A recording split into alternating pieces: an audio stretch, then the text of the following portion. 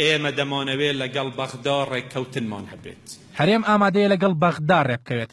وەزیری نەوتی عێراقیش چوارچێوەیەک بۆ گەڵاڵەکردنی ڕێککەوتنێکی نوێ پێشنیاز دەکات و جەخت لەوە دەکاتەوە چیتر ئەوە کۆتایی هات بەغدا نەوتی کەرکووک بەبێ بەرامبەر بداتە دەست هەرێمی کوردستان.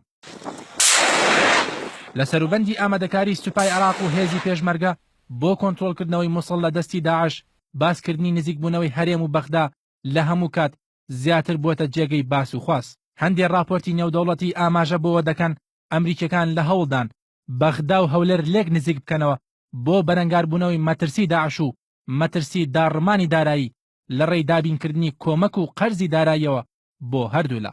لەم سەروبەندەشدا عادل عەبدولمەهدی وەزیری نەوتی عێراق لە ڕێی سەرۆتاری ڕۆژنامەکەی خۆیەوە ئەلعەدالە کە خۆی دەینووسێت پێشنیاز دەکات لە بری ڕێکەوتین لە سەدا 17 ناو بودجەی عێراق هەرێم و بەغدا لەسەر ڕێکەوتنێکی نوێ پێک بێن بۆ زاڵبوون بەسەر کێشەی پارەدان بە هەرێم لە کاتی دروستبوونی گرفت لە نرخ یان هەڵبەز و دابەزی بڕ و ڕێژەی هەناردە.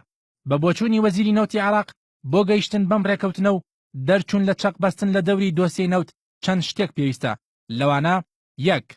زانینی ڕێژەی دانیشتوانی هەرێم. 2.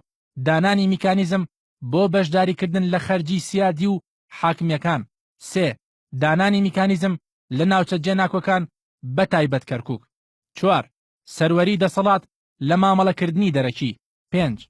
بەشداریکردنی هەندێک کەرت و بەرژەوەندی تر لە ڕێکەوتنەکە وەک کارەبا، پاڵێوگەکان، گازی سروشتی، سوتەمەنی، گەشت و گوزار، شایستەی کۆمپانیەکان لەگەڵ پابەندیە دەرەکیەکانی عێراق. عەبدولمەهدی کە بە یەکێک لە دۆستانی نزیکی هەرێمی کوردستان تەماشا دەکرێت لە ناو شیای عێراقدا ڕوونی دەکاتەوە سەرباری ناکۆچەکان ئەگەر نرخی نەوت وەک 2014 بمایەتەوە تەنانەت ئەگەر $60 بووایە ڕێکەوتنین لە سەدا 17 هەرێم و بەغدا شکستی نەدەهێنا. بەڵام داڕوخانی نرخ پارەی لە بەغدا کەم کردەوە و هەرێمیش پێویستی بە پارە بوو بۆیە نەوتی کەمتر ڕادەستی بەغدا کرد و سەرنجام ڕێکەوتنی نێوانیان لە ئەیلولی 2015دا ڕاگیرا. وەزیری نەوتی عێراق ڕوونی دەکاتەوە پاش شکستی ڕێکەوتنەکەش بەغدا هەر ڕۆژانە بڕی 150,000 بەرمیل نەوتی لە ڕێی کۆمپانیای نەوتی باکوورەوە ڕادەستی هەرێم کردووە بە هیوای دەست پێکردنەوەی دانوستانەکان و دواتریش ئەم بڕە بەرز بووەتەوە بۆ نزیکەی 300,000 بەرمیل لە ڕۆژێکدا.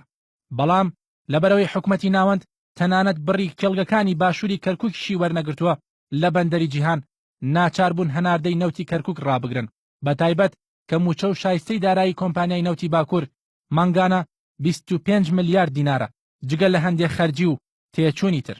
بە بۆچوونی وەزیری نەوت بژاردەی بەردەم هەرێم و بەغدا گەڕانەوەیە بۆ ڕێکەوتنی نەوتی و چاکردنی درز و کلێنەکانی 2015